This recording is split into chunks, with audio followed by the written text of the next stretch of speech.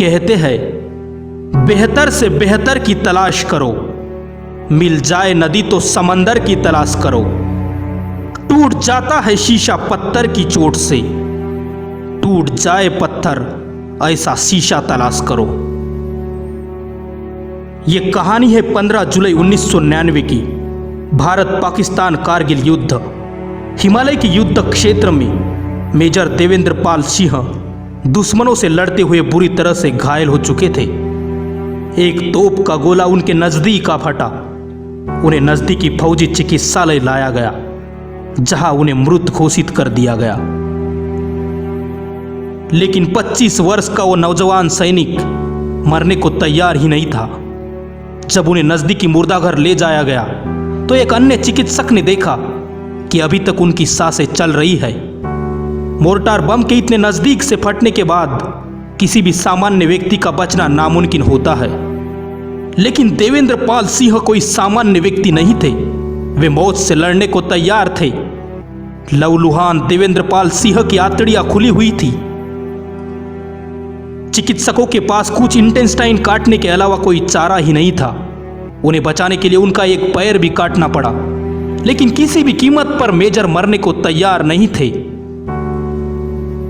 Major ने इस हादसे में न केवल अपना एक पैर खोया, बल्कि वे कई तरह की शारीरिक चोटों और समस्याओं से घिर चुके थे। उनकी सुनने की क्षमता कम हो चुकी थी।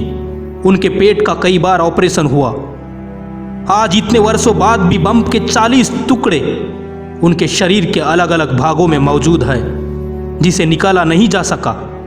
देवेंद्र कहते हैं वास्तविकता को समझना और उस पर पार पाना बहुत लोगों के लिए कठिन होता है,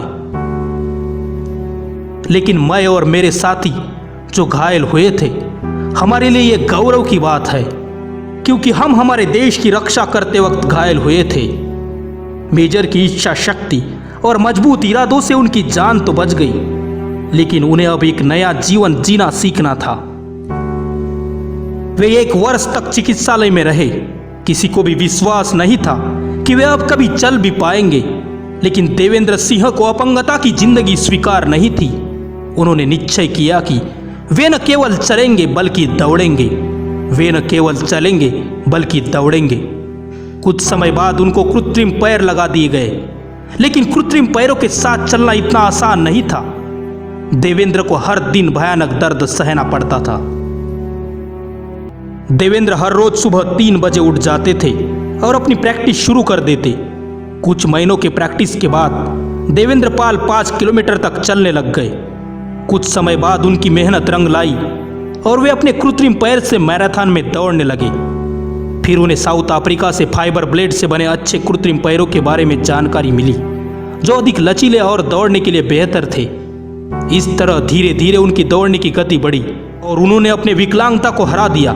17 वर्ष बाद आज देवेंद्र भारत के एक सफल ब्लेड रनर है और उनके नाम 2 वर्ल्ड रिकॉर्ड भी है।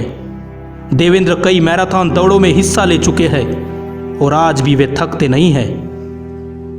45 वर्षीय देवेंद्र ब्लेड रनर होने के साथ साथ एक सफल प्रेरक वक्ता भी है। वे अपने जैसे लोगों को प्रेरित करने के लिए द चैलेंजिंग वंस नाम का एक ग्रुप भी चलाते हैं।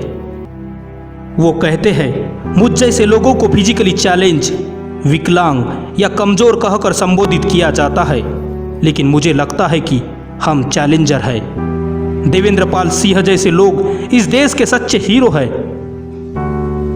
अंत में बस इतना ही कहूंगा, रोकर मुस्कुराने का मजा ही कुछ और है।